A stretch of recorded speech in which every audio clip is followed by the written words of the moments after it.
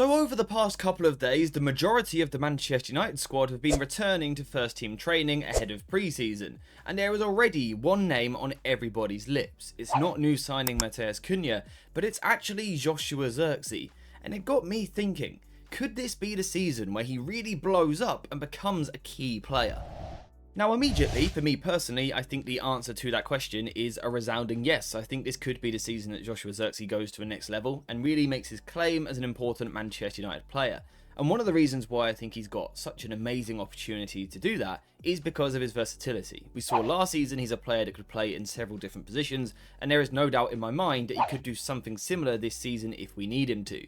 So in terms of getting your chance in the starting 11, fighting for 3 different positions in the team straight away is going to give him a brilliant opportunity. Now if Zirkzee is given an opportunity in the starting 11, whether that be up front or in either of the 2-10 positions, what's most important isn't actually his starting position, it is his habits and his style and the way that he wants to play, the way that he wants to conduct himself on the football pitch. And I think we all know by now, this isn't an athletic man who is going to stretch him behind the whole time. This is someone who wants a relationship with the ball. He wants to come deeper, he wants to get the ball into feet, he wants to link with people, but most importantly, he wants to associate himself with the ball. He's not a striker who is content having 4 touches in a game. You can see in his heat map from last season, he wanted to drop deeper, more regularly than most strikers, and also he was getting more touches on the ball. Although that is slightly swayed because he did play inside forward at times.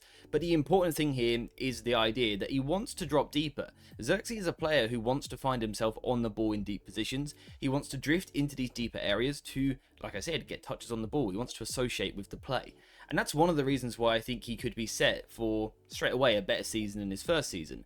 When you are one of these footballers who really thrives having good understandings, a good chemistry with your teammates, it's just going to get better, you would think, the longer you're at the football club. When you come into a new unsettled environment with all new teammates and don't even get a pre-season, it can be quite difficult to adjust and fit into the new team. Zirkzee doesn't have that problem now. He's now been at the football club for 12 months. He's hopefully about to have a full pre-season, so hopefully he will be getting to that point where he does understand his teammates. And for a player that wants to play off instinct, wants to play off the cuff, that is crucial. Now before we carry on with the video, I do just quickly want to interrupt to ask you guys for a massive favour. I told you this the other day, the support recently has been amazing, we've really been growing, but 63.5% of viewers of this channel are still not subscribed, and I'll be honest, that sort of hurts my feelings a little bit. So if you've been watching the content for ages, and you do enjoy the content, just make sure you are subscribed, because there's a chance you forgot to press it. So please do press subscribe, and we'll get back to the video. Now, if Zirkzee is able to make things click and work this season and able to get himself into that sort of flow state where things come effortlessly and he's quite aesthetically pleasing, then actually that could be a huge tactical weapon for Manchester United and Ruben Amorim because of the tactical questions and conundrums that he asks of the opposition. You see, when you've got a player who wants to roam into different positions, moving away from his starting position, it asks questions of the defenders that are meant to be responsible for keeping him in check. When you've got a striker who plays on the last line, you know where they're going to be, you know where they're going to stay. However, when you've got a forward, whether that be a striker or an inside forward, that wants to drop deeper, suddenly questions start to pop up. When Zirkzee moves into midfield, who for the opposition is meant to be marking him? Is it one of the central midfielders because he is now a midfielder? If so, that means that Manchester United will have a numerical overload because we will have an extra player dropping into the midfield position, we'll have too many and the opposition physically can't pick them all up. The potential solution for the opposition therefore is actually to send a centre back or maybe even a full back following him, a defender out of position trying to move forward to follow Zirkzee. Now what this would do for the opposition is reduce Manchester United's overload in midfield because suddenly there's more opposition players now. But if there's more opposition players here all of a sudden, that means there's less in this little bit of space over here. And this is why Zirkzee can ask such key tactical questions. Now to ask these questions, Zirkzee doesn't even actually really need to up his game, even though it would be ideal, but we've already seen last season, in a disjointed season, that he was asking these questions. Take this game here, for example, against Everton, you can see Zirkzee starting in a higher central position, but eventually he wants to drop off into midfield because his habit, his instinct as a footballer, is to move towards the ball. That's what he wants to do, he wants lots of touches. You can see on this occasion, the 2 Everton centre-backs choose not to go with him. They do not follow Zirkzee, but the result of that is that Zirkzee has a lot of time on the ball. He's able to turn and get his head up, and that is because he has essentially become a Manchester United midfielder, and United simply have more midfielders than Everton, so Zirkzee has time on the ball. In this next clip, we're going to see something slightly different, this time against Crystal Palace. Now once again, Zirkzee is in the high starting position, this time actually as the main striker. But again, his habit, his instinct, no matter where he plays, is to move towards the ball, is to drop deeper, is to associate and facilitate with his teammates. As he drops deeper into this position, on this occasion Crystal Palace choose to be aggressive. So rather than leaving the centre-backs deeper, one of the centre-backs goes with Zirkzee.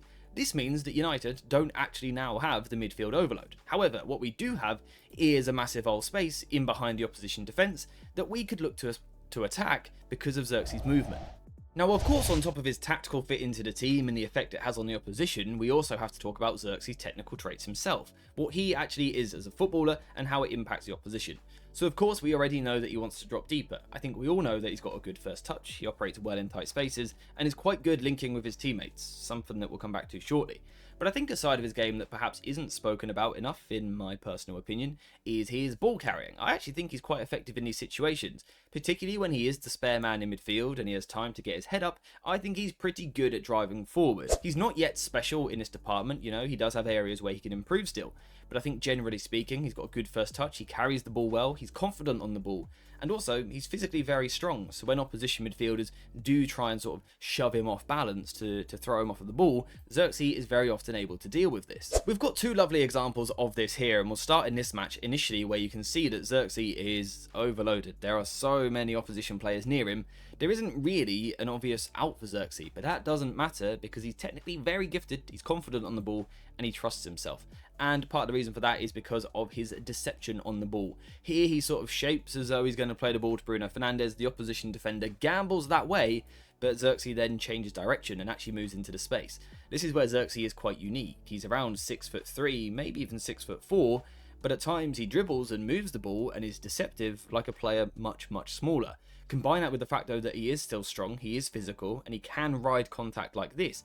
It makes Zirkzee a very effective ball carrier. So here he's gone from that trapped position on the left hand side where he was surrounded to suddenly being on the right hand side of the attack where Manchester United have space to move into.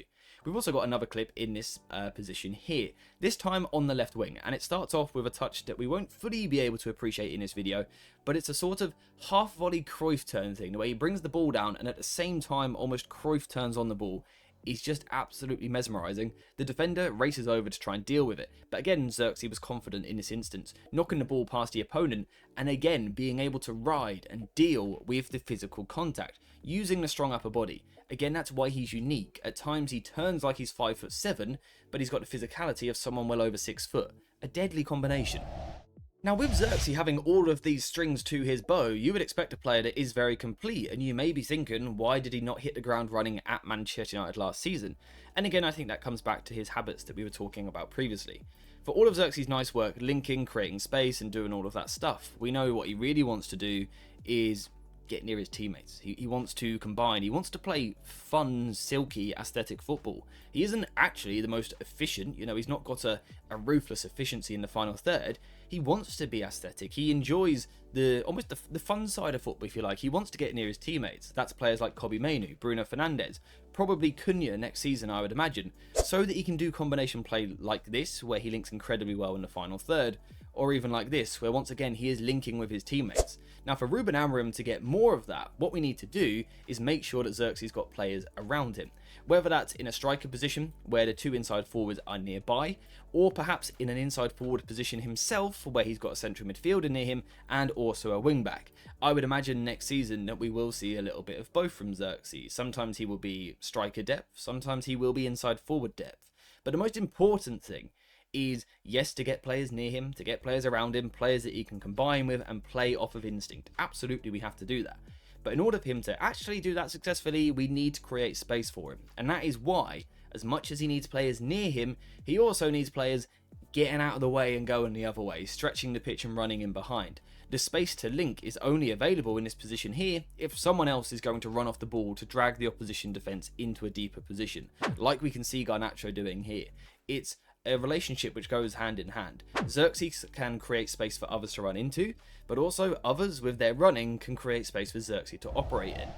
I do truly believe that if next season we create that environment, one where Zirkzee has teammates that he can pass to, players close to him, he's given the license to roam out of position, play a little bit with freedom, be instinctive and combine with his teammates, whilst also having runners to stretch the pitch, I do think Zirkzee will do very well this/next season, whatever you want to call it.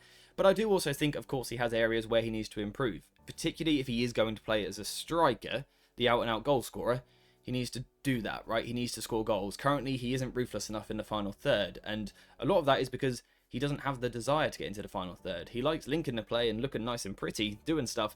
Sometimes you need to just get the ball in the back of the net, a bit like a Brian and Bumo might, slightly less aesthetic, but it'll get the job done. Zirkzee needs to add that to his game. You can see he didn't have enough touches in the penalty area last season, partly because Manchester United were terrible, but also because he wasn't hungry enough to get into the box. So that's something that he needs to add, that attacking instinct, that drive to get into the box and score goals, score scrappy goals. If he can do that, if he can add that to his game, and Manchester United can improve the technical quality of the whole team, I think Zirkzee can be a very useful player for us. Not necessarily as a key starter that you build the team around, but as a squad player who can play in a few different positions and really raise the technical level. I think Zirkzee will be very, very useful for us. But those are just my thoughts and my opinions. I want to hear yours now in the comments down below. What do you make of Joshua Zirkzee? What position will we see him in more next season? Will it be striker or one of those 10 positions? And how many goal contributions do you think he can get in all competitions? Let me know what you think in the comments down below. But apart from that, I believe we're finished for today. So thank you guys very much for watching. Hope you have enjoyed this. And as always, I'll see you in the next one.